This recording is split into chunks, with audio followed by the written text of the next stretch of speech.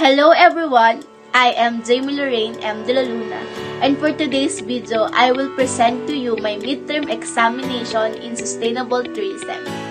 The first question is, based from our previous discussion, cite some of the positive impacts of tourism on the environment. If the tourism sector wants to grow, sustainable tourism is the only way to proceed. However, tourism has been booming for several decades and has introduced many new destinations to foreign visitors. In some regions, having the option of welcoming paying guests, tourism has brought many positive impacts on the environment. Visiting a permaculture farm to learn about the practices used on the farm and exchange ideas on what may work at home is a good example of this type of positive tourism. Another example that could inspire many is spending time on edible forest farms, learning about planting diversity of low-maintenance plant on your piece of land, or visiting village, exhaling the agroforestry farming practices, which have allowed them to collect diversity of products from their farms. Tourism gives new chances even to most isolated regions. Tourists' growing interest in visiting places where people live in close proximity to nature and animals. The environment benefits from improved infrastructure and services.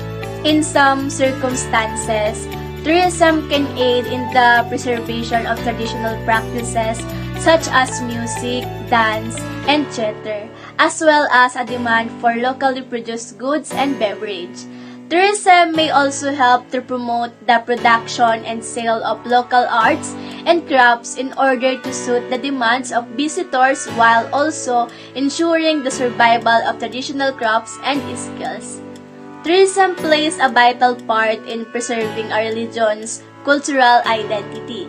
Meeting new people and learning about different cultures is one of the most compelling reasons to travel, and tourism frequently leads to greater understanding between people from different societies.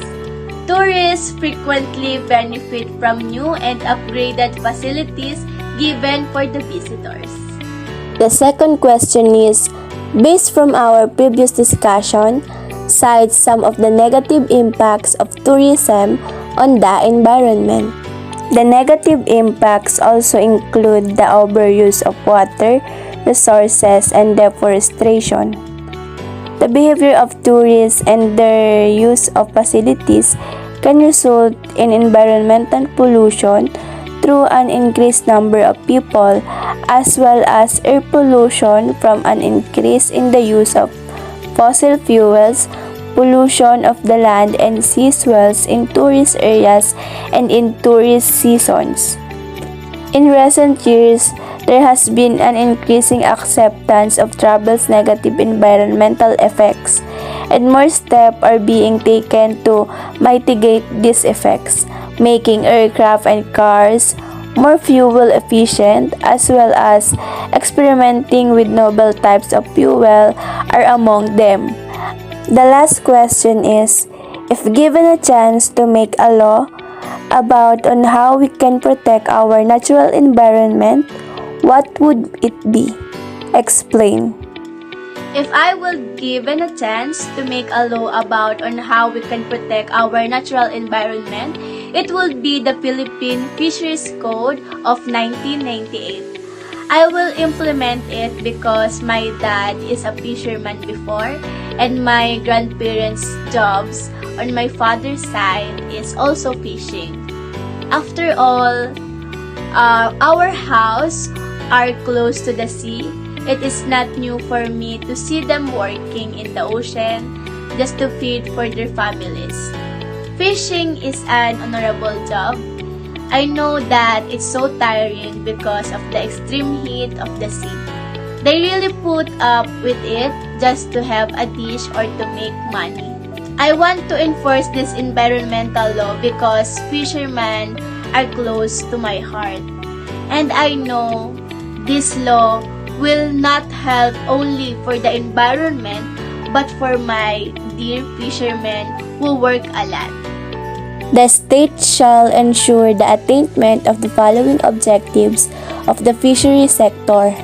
Number 1. Conservation, protection, and sustained management of the country's fishery and aquatic resources.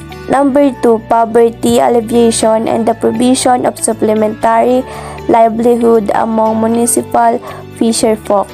Number 3. Improvement of productivity of aquaculture within ecological limits.